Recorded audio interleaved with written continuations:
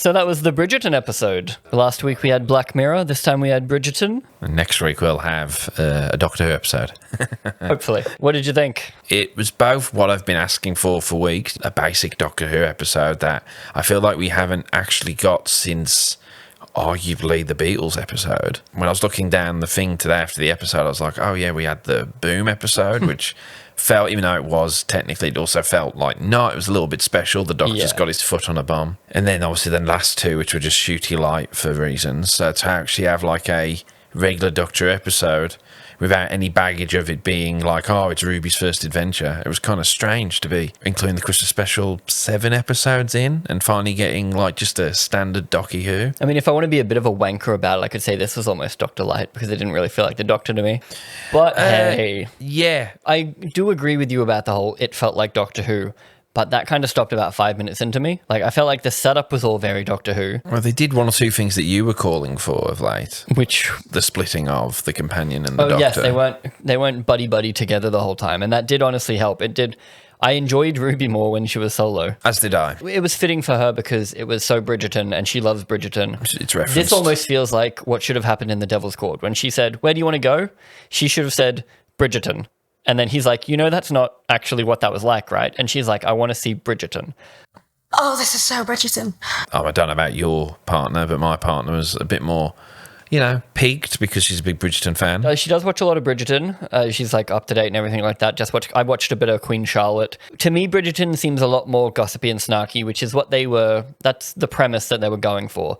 Like, the reason the baddies were there, they were there for the drama. They were Bridgerton fans. Which I like that. I like the idea. The baddies don't need to every week want to kill the world. Yes. Even though there was some implication of like, oh, we'll be the queen or we'll work our way up. That was the worst part of the episode for me, the monologuing from the bad guys of, we're going to kill the world with cosplay. Which I think I probably just preferred the idea that maybe sometimes, or most of the time, the Doctor is dealing with like, small potatoes. Yeah, and I actually quite liked that it was like a cute problem. Yeah. Like they are cosplaying and obviously they're killing people, so that's the problem. We got some killing people. I liked what this episode was trying to do because we actually had some character beats. Like I've been watching. Although the pacing still felt off for me. It did. First I was quite surprised that we were it's been written by 2 people. I think one of their last name was Heron. Like, Kate Heron and... Which I was like, because they're bird villains. The other chick. Heron, That's what you birds, got. yeah. I think Kate Heron was the one that worked on Loki. And if you go back through the channel, you'll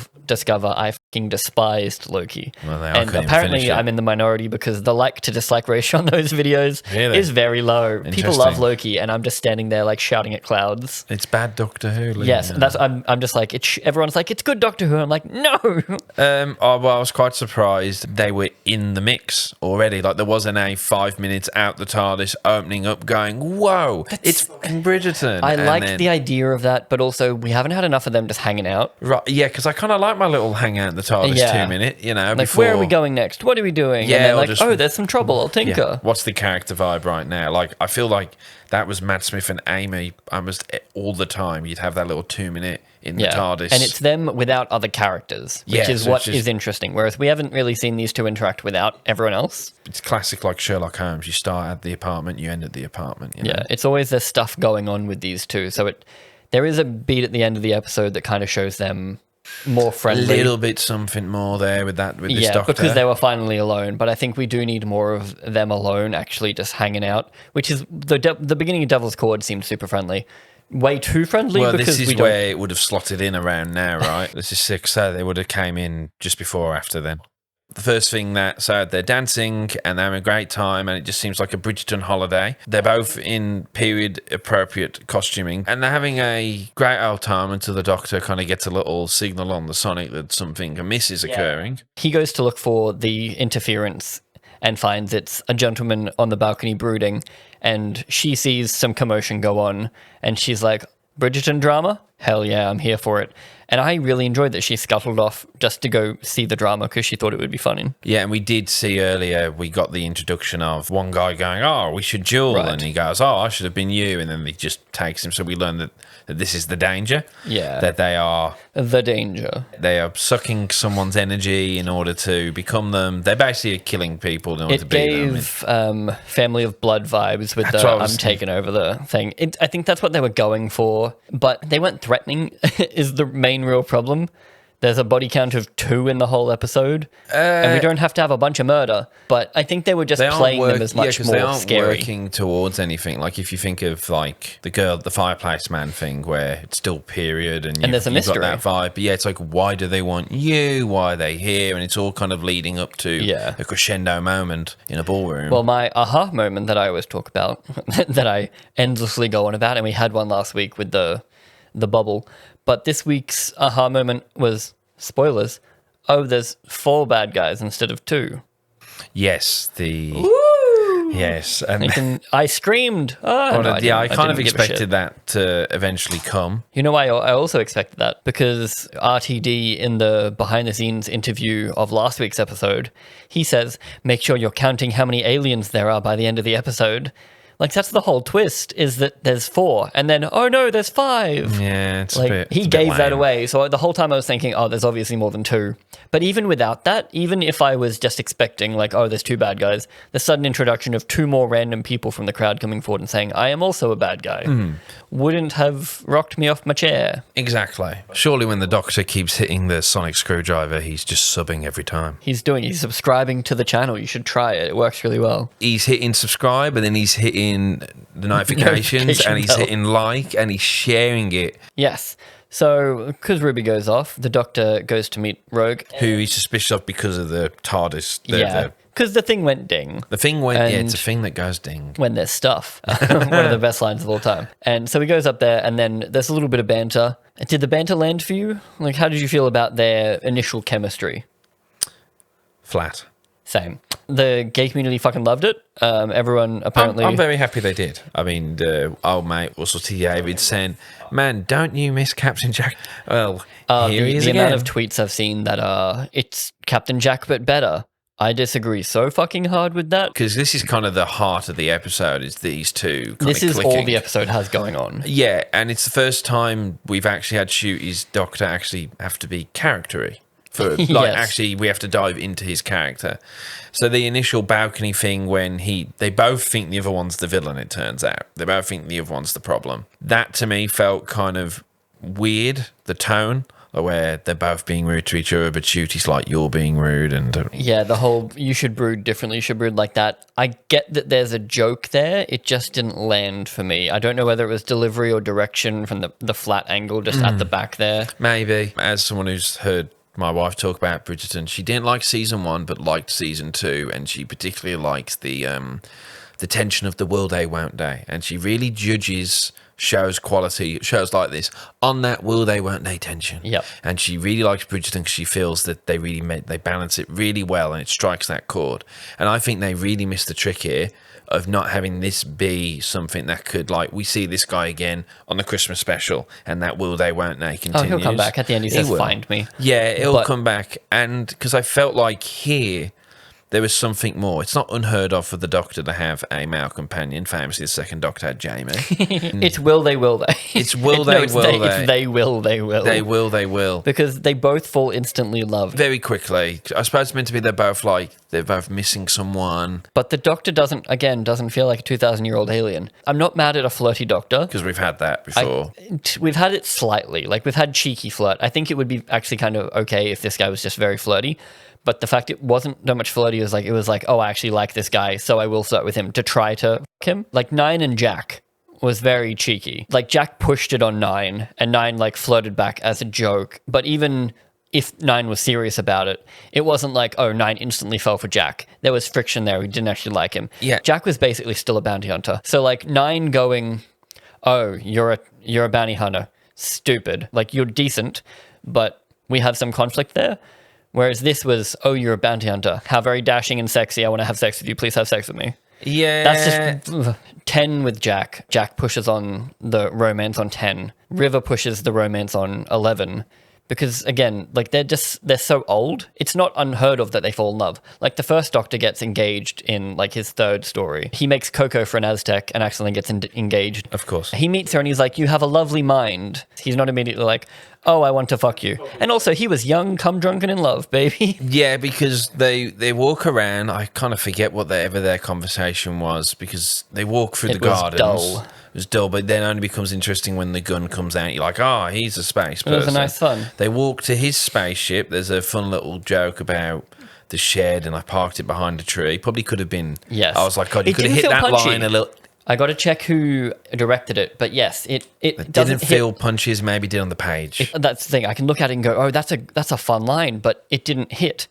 Which is the same with the balcony. Like, "Oh, you're not brooding." I can imagine 10 doing the, "Oh, you're not brooding. This is how you should brood," and it coming across as funny.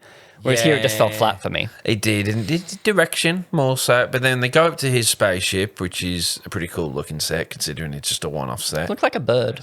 So when his spaceship, and obviously there's a "you're the bad guy." No, you're the bad guy. Sorry, it's a fair portion of the episode. Yeah, because That's then what I mean by this episode hinges on their relationship, and it just didn't land for me. But it's simply just them.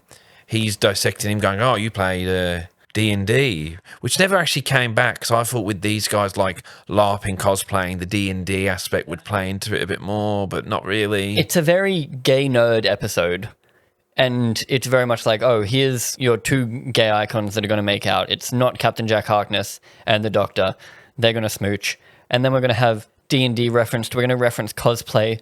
Look how cool we are. We have Bridgerton too. Like, look at all these gay things you love. Like, it felt like that to me. And I'm not against gay icons. I watch most of these things. I play the hell out of D&D. But I don't leave my dice in the middle of my spaceship console. Just like, not in a container. Give him a cool rack. Also, who names... Oh, the line is... Oh, is that where you got your name? You named yourself after D&D. No one would name themselves Rogue. Yeah, it's meant to be Rogue like a is a tribute class. to his old...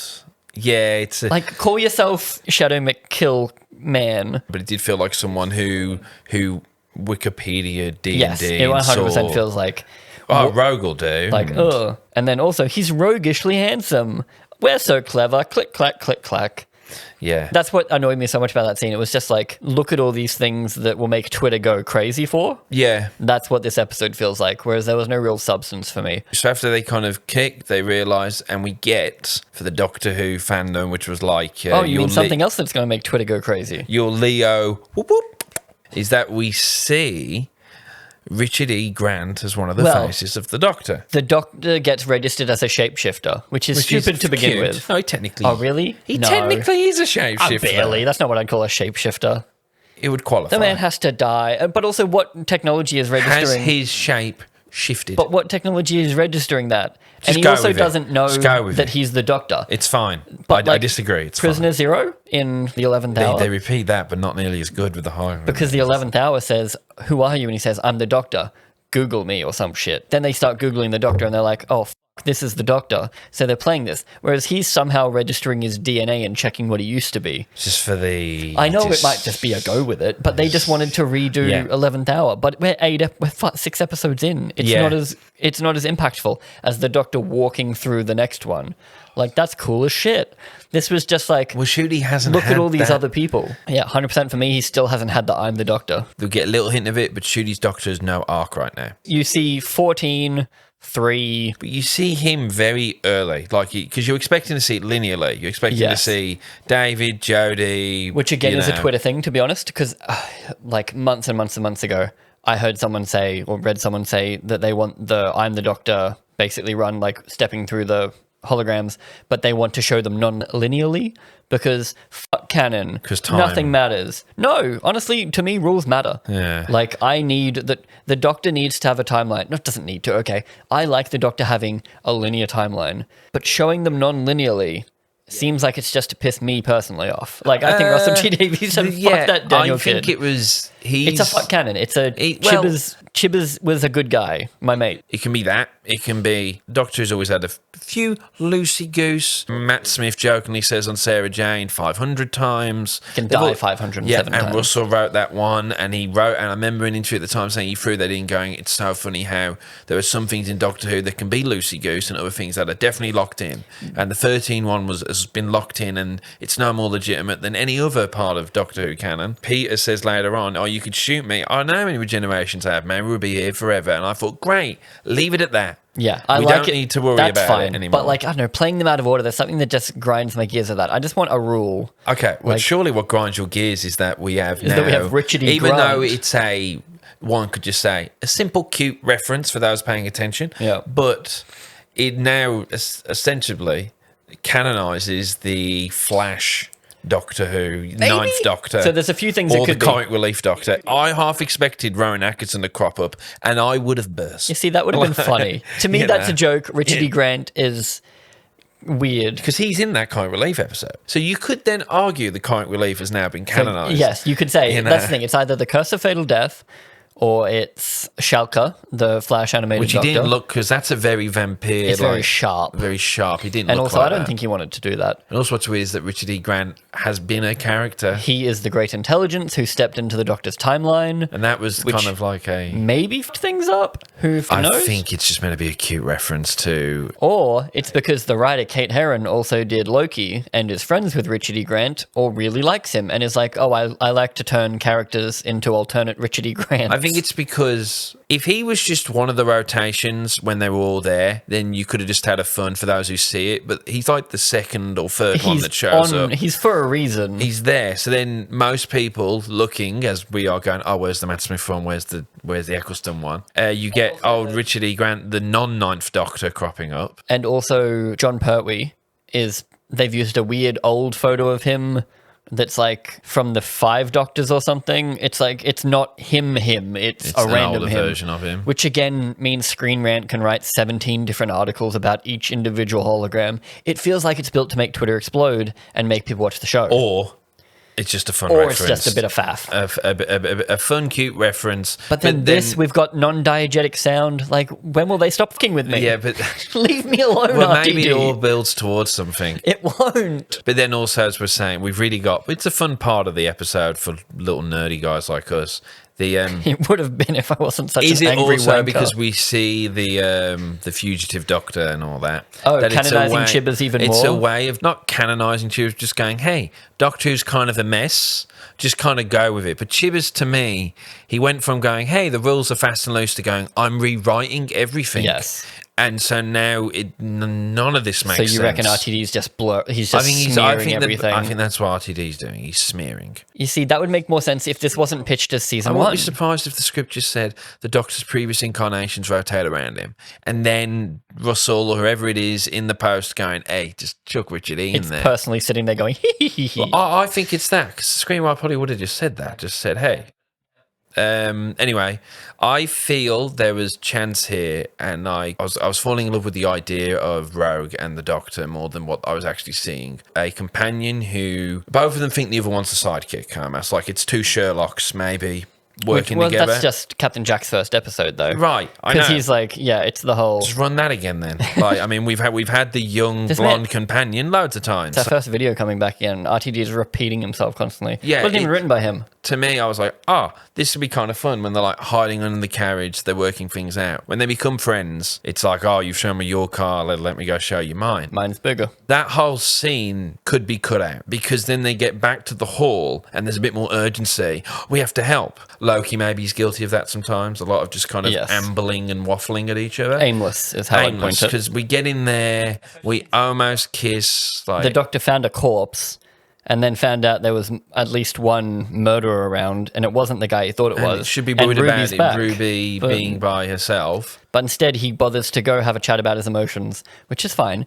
But then says, We've been wanting this. Come travel with me instead. Like, Miss Men falls in love really quickly. I did think they missed the trick with the will they won't they. Like the idea that Captain Jack Sparrow and whatever that other... Martha Rose? Parts Caribbean. How you have Captain Jack Sparrow and Will Turner. How both of them are kind of like... I think we said the other week that a love triangle between Ruby, Doc, and someone else would be fun because they're both constantly fighting over Even the though I same knew man. he wouldn't get on, I was hoping that I thought he added a new flavour that made me go, I wouldn't have minded a big swing if this guy was actually the companion, and then it's like two heroes, two men. We've done it before. It'd be kind of different and new, but it just feels like maybe we just wanted to play it straight. Like, at least perceive like we were playing it straight. I like the idea, but they missed it, and it feels like that was what the writers were more interested in. Anyway, meanwhile... Everyone seems to be saying that Jonathan Groff was incredibly charismatic, but I didn't feel it. Like, he gave me I always nothing. feel like I'm in this Twilight Zone where I'm the one who didn't get it. Yeah.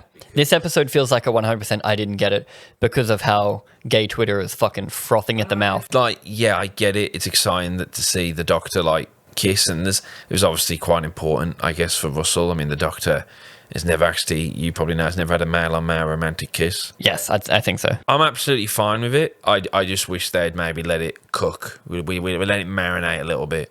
That this guy, I was half expecting it to be playing his emotions at the very end. He's like, I'm not a bounty hunter, I'm here for the jewels, and then... Well, my wife was expecting that the whole time because Jonathan Groff was in Glee, and the whole time he was in Glee, he made Rachel Berry fall in love with him and then tricked her because he was on the opposite side of So the I was line. expecting that. So that's what he's good A at. double twist. Like, that actor is good at being the heartbreaker that'll betray you.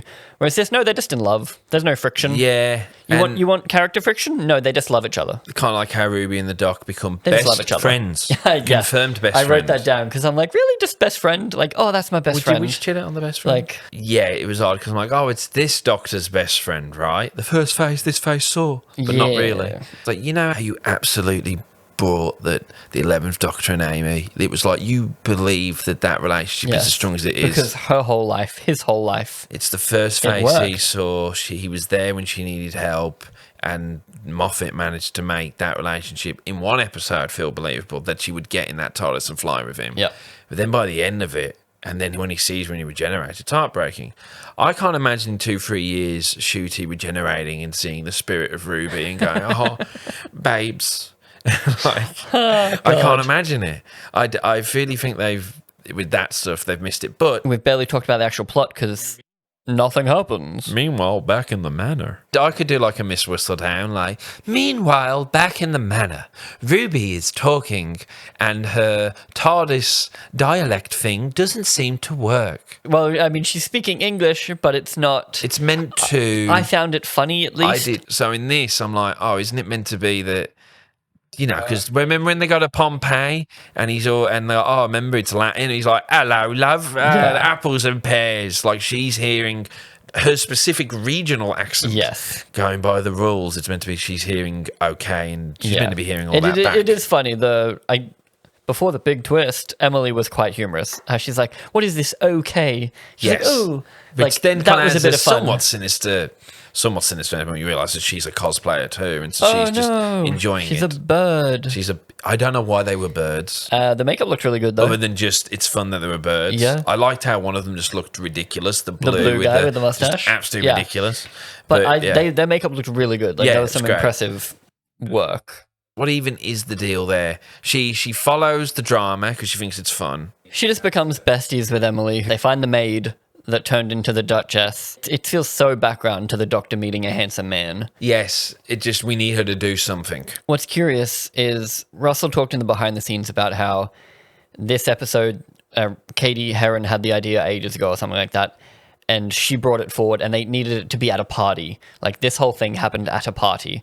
So they had to decide what party it would be, and they had thought about, like, 1920s, 1940s, like, brass bands and everything going, and then nothing worked for them, and then they finally settled on Bridgerton.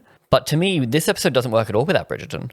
Like, this episode has nothing going for it except it's Bridgerton, and It's that's hilarious cool. just how, I mean, with the Billie Eilish, it's very Bridgerton. It does, and then it's it proper references Bridgerton. the whole, like, she wants the drama and she wants to enjoy it, which kind of becomes, And because that's he's what the the villains bad guy. want and Yeah.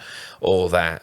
They need to cause drama to bring out the cosplayers, because the cosplayers are there for drama. Doctor so they and need a scandal. Rogue. And the Doctor decides what's more scandalous than a black man and a white man. If they dance, that's going to cause scandal. And Rogue's like, I don't get it. And he's like, you obviously didn't think about this time period, did you big idiot? And then they go dance and everyone's like, oh, mercy. They're all like, oh my goodness, this is crazy. A man and a man dancing? Scandals. And like, that was kind of fun because it's using that aspect of the episode. It's playing up what the cosplayers want is its drama. Like if two men danced in Bridgerton, there's a really weird moment where Rogue proposes to the Doctor and the Doctor stops the charade for a second and says, I can't. And I was actually like, was that, what? That wasn't acting. That was him. Yeah, it was a weird the Doctor beat for real. sure, but they're not clear on it at all. Yeah, it's just confusing. I think it's their moment of vulnerability where they're like, oh, the Doctor really did love him. Because then they're hiding from them in the carriages. That is the most boring chase of all time. This In run any and then Doctor Who, there. it's just through an open courtyard, they just run away into the distance. And I'm like, holy shit, this is not threatening, this is not exciting. We haven't seen the bird people be overly strong. There's no stake raise, which sometimes you kind of need. They try to raise the stakes after the chase by having all the bird people gather together, and they all go, we're going to cosplay as kings and queens in England, and we're going to cosplay the planet to death. I felt like a second, third draft of, oh shit, We need something. We need to just throw And a line it in. was garbage. Like, there's no bomb, there's no, I don't know, there's just nothing exciting. It's just like the Zygons. Like, the Zygons can do something crazy. It did feel, yeah, that's it. Whereas these guys were just like, oh, we're going to pretend to be the king and the queen and make people go to war because it'll be cool. Like, I get Yeah. what they were going for, but I don't think they needed the threat. They could have just been fans. What I think they should have done, in my infinite wisdom, of course, I think the bird people didn't have to be bad guys. The bird people should have been more like the tall Banacafalata. Porcupine people, they were just there by accident and they seemed to just be cosplaying. It's also weird to hear the Doctor talk about cosplay as if he's from our time. Ruby referencing cosplay would have been all right, but I don't know, the Doctor just being like, it's cosplay, but that doesn't matter. But they should have just been actual cosplay fans that wanted to get involved. And by them getting involved, they were causing issues with a big pivotal moment in history.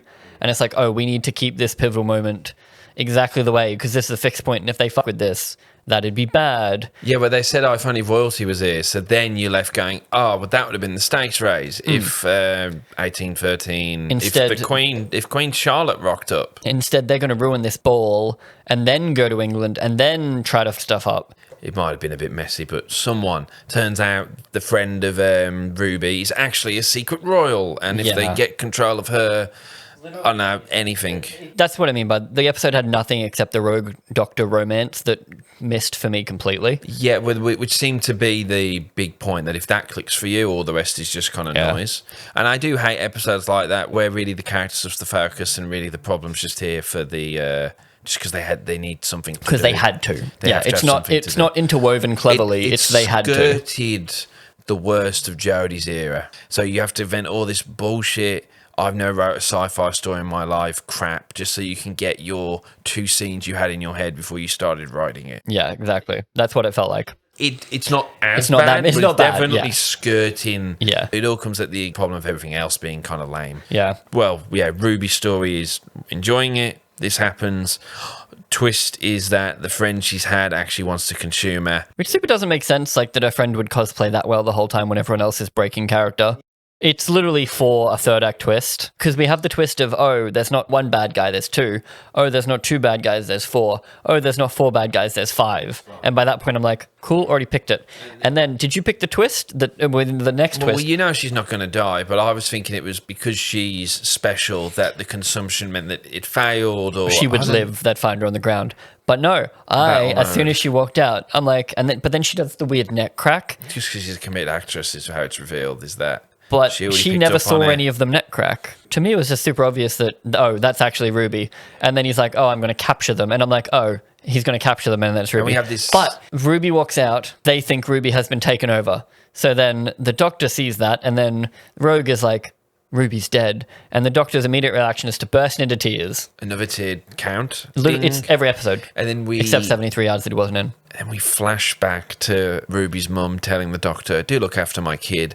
I was like, is this because in this case you episode forgot. was fairly short and this little 2-3 minutes got it over the 40-minute mark? Possible, honestly. It was 42 minutes. Because why do we need this, like, absolute, oh God, not Ruby? It's because the audience is stupid. Maybe they realize we don't care. Think about it. Episode 1, 2, 3. It's the fourth time we've actually seen them together properly. Yes. Properly. Yeah. The thing is, no one believes that she's dead at all. No one believes it. Especially because she's nothing but a mystery box. So what's the point of this meant to be? Is it meant to be the Doctor needs to go, I need to stop gallivanting, I need to be serious with my friends? Is that what it's meant to be? No, it's the Doctor will be vengeful. Also, back a ways, so Rogue's plan is to incinerate the bad guy. Instead of just shooting them in the chest, he wants to put them in a triangle that freezes them until it charges, then it drops them into an incinerator. Shoot him in the chest, dude. But then the Doctor decides, also stupid sci-fi premise to start with, that seems weak. And then secondly, the Doctor changes it so it freezes them, and then instead of dropping them into an incinerator, it drops them into an alternate dimension that is... Oh, we're going to get to that. That is empty, and they can live out their life. Am I not mistaken that that's 13, leaving the Master on an leaving that guy on an asteroid to die? Season 2, when they end up in the alternate Cyberman... Pete's World. Yeah, I remember the Doctor saying, back when Gallifrey was going, yeah, I'm going to pop to another dimension and be back in time for tea. Yep, but we can't do that anymore. This Doctor's like, I could if I really wanted to. You can't. Obviously, it's 15 years ago, I get it, but... But we stopped dimensions. This is literally the Doctor sending someone to another dimension to die of starvation. It was so unclear of he's going to incinerate him and then it's incinerating ready. But also in Flux, the Doctor drops someone through a portal and leaves them on an asteroid in the middle of space. And everyone on the internet was angry because they're like, he's just going to die. He's going to starve to death and die in 3 days. And it's like, that's not allowed. Everyone was very, very vocally angry. Whereas the Doctor was going to drop a bunch of people into an alternate dimension that he says has no people to hurt, which means either it's only vegetation and they're going to be vegetarians until they die, or they're just going to die. Yeah, once again, felt like because, you said, it's meant to show the Doctor's vengeful. What's the great example? It's the Family of Blood, where we have a montage, and that's obviously for that Doctor and to show that he was getting used to playing with power. How long will they live? 600 years? Good, they should suffer for killing Ruby because he's crying. In the moment, I was like, oh, great, it's just the Doctor solving a problem. And there's nothing else going on because it's been a few weeks since we've just had the Doctor walking around being the focus. It's been 3 episodes where the Doctor hasn't actually physically walked or done much, or solved the problem. Or done much, which even here, did he? Technically, no, Rogue solved the problem. I mean, a bit of a Deus Ex. We sit out, looks up, we kind of have a wrap up.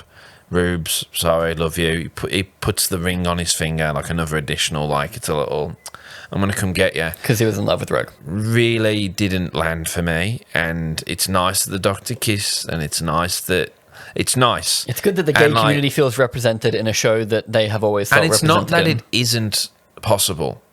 In the Fireplace Man episode, the Doctor has a relationship with Madame Pompadour. But also definitely more one-sided on Madame's side. Yeah. And then he says, I would let you travel with me, but I can't for reasons. And he cares about her because the Doctor cares about people. And obviously with her, he's been a part of her life, so he feels that need. She has the Amy effect where the Doctor's been there her whole life. Yeah. Which it makes sense that Moffat picked up that idea and went, this is really good. It's kind of clever. Yeah, I want to use this again. But with this, it's you've known him for 2-3 hours, my guy. Yes. Immediately lost interest the moment they got together. She wanted that, will they, won't they, to stretch a bit more. Well, that's the premise of Bridgerton for me, is you get that spicy conflict. You know they're going to. It's how we're going to get there. You get some fucking, plotting, intrigue, you get intermingle, intrigue, relationships, heartbreak. But none of that really happens in this episode, which I feel like was a massive waste. Massive waste. If you wanted to base it around the Doctor getting into a relationship, you could do that within Bridgerton. You could make it a big scandal. You can do that. Family of Blood does a lot of work in only 45 minutes. Well, it's a two-parter. So. But a lot of the Doctor's build-up of that is in the 45 minutes in the first one. None of it really lands for me, unfortunately, which is the whole reason the episode exists, which means I'm just kind of sitting here they danced for a bit in Bridgerton and then there were birds. There was no real threat. There was no real payoff. I really liked it's a bit obvious, but it was cute, him singing the Willy Wonka song. See, I didn't like that. I don't know. It just felt strange. Maybe it's because none of the rest of it landed for me. Maybe if he whistled it. I think it feels like it would have worked for Ruby walking into the TARDIS for the first time. Not a guy that already is a spaceman. I don't know. Well, what our problems come back to, unfortunately, is that this is an 8-episode season where 2 of the episodes the Doctor wasn't available. So you're left going, I wish they just did 13 episodes and they were cheaper and they were 40 minutes. Because the reason why this isn't landing is we don't know much about this Doctor, because it's the first episode where the Doctor actually feels character-wise, it's a more, here's Shooty's doctor's character study, and all we get is, at the end, he goes to Ruby, you know me, I'll just move on, I'll be just right. And she goes, no, it's all right, let me give you a hug. And I'm here going, but this is the therapy fresh start doctor. Like, it's meant to be, the whole therapy thing for me was meant to be clean slate. We're not bringing any baggage from the last 15 years. So this is meant to be, then, by that logic, the first kind of major bump in the road for this doctor. This isn't season 1. This is not season 1. I'm sorry. This does not work without 15 other years of the Doctor. Here's a good example. The Kylie Minogue Christmas special. Even though, she's a one-off companion, but it's meant to be that tragic of, oh, we could have been something. And it was the come on the adventure with me at the end. At the end. Not, you were pointing a gun at me 5 minutes ago until you found out I wasn't the bad guy.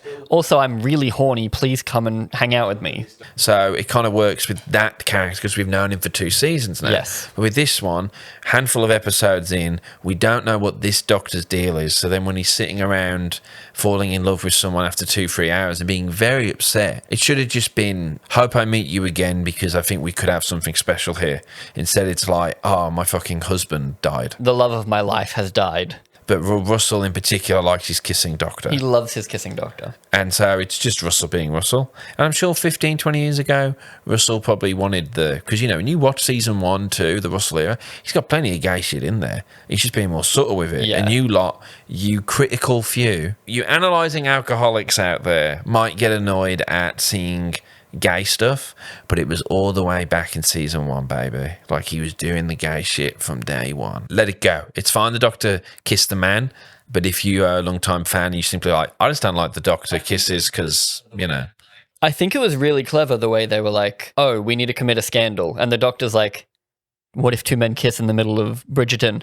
People would flip out. Yeah. Like, that's a great reason for them to kiss. Like, they had a great reason for them to kiss. And then maybe there's a spark there. Then it's a bit of a stereotypical moment. To it be like, we're kissing for the sake of it, but is there something there? Oh, that would be a bit of scandal. Like, we have to kiss. But for that to work, you would have to give these 2 characters friction. And that's what I wanted them to have. If they had massive friction the whole episode, because one was a bounty hunter and pointed a gun at the Doctor, a way more Jack-Doctor relationship that they wanted to obviously emulate, and then all of a sudden they have to kiss because it's the only way to draw out these bad guys. Oh my goodness. And there might be something there. Yeah, fighters to like, it's the whole, you're very angry at the person you actually want to... And then it should have been not that he's actually evil, but at the end it's like... Do the Rachel Berry thing. He betrays. Or like, he betrays, but it's like, I'm going to take him back because I want my bounty. And he's like, oh, you cheeky bugger. And he goes, it's for the best anyway. And they drive off and it's like, if we meet again, it's going to get hot, mate. The Black Cat Easter episode, where at the very end of it, she steals the flying bus. You needed that rather than, oh, I'm going to kill myself for this little blonde girl. Find me. Also, stupidly, imagine building a trap and it's an Indiana Jones style. You can swap one. That was really weird because they're meant to be leg locked, but then... And it's not even... They didn't even trick the machine. The machine actually says exchange accepted or something. Like, it has a voiceover saying like, oh, I realize you took out one prisoner and put someone else in. That's fine by me. Was that a loop line because someone went, wait, hang on. This doesn't make sense with the logic of the trap. We need to quickly... Because it's lead-locked. What if we write in words? I've got no problem with him kissing a man. I just wish we had the friction, but this whole season so far really seems to struggle with character friction. Yes, 100%. Everyone has to be friendly and in love. And I don't know why that's been the choice because you were doing it really well 15 years ago. I just don't know why. It was right there. It's 2 guys who are used to being the main character of their own adventure knocking elbows. Like, how would it be like a crossover? Make them kiss. Yeah. Oh my goodness. Is this Dr. Gay? Yeah. Like, right? Like, there's so many things you could have done. Instead, they were just like, everyone's friends. The Doctor really wants to fuck. So there's Doctor no character falls in love tension, immediately. and there's no real villain tension. So you end up just having a bit of a wet blanket that was almost a good idea. That you can see the good version of this. 100%. Like the first 5 minutes, it felt like a Doctor Who episode. Oh yeah, when we're in there, we're in the mix, and it's like the Doctor's having fun. And I'm like, oh, this is what I've been wanting for a few episodes now. Mysterious stranger, and then it starts to just fall flat. Not a great week for Doctor Who, in my opinion. And I've only realised talking to you how much I'm like... I felt pretty non-eventy, but yeah, now that I've talked about it through, I'm like, yeah, very non-eventy for me. If the relationship had clicked really well, we would have went, oh, well, the whole episode was meant to be about them, and since they were so fucking good, it's okay, the birds wanted to do fuck all. Which again seems to be what Twitter seems to be latching onto. Which is fine. Great. If it worked for you, it worked for you. Did it work for you? Tell us in the comments and be sure to subscribe. Let's get that 2K subs. La la la la la la la la.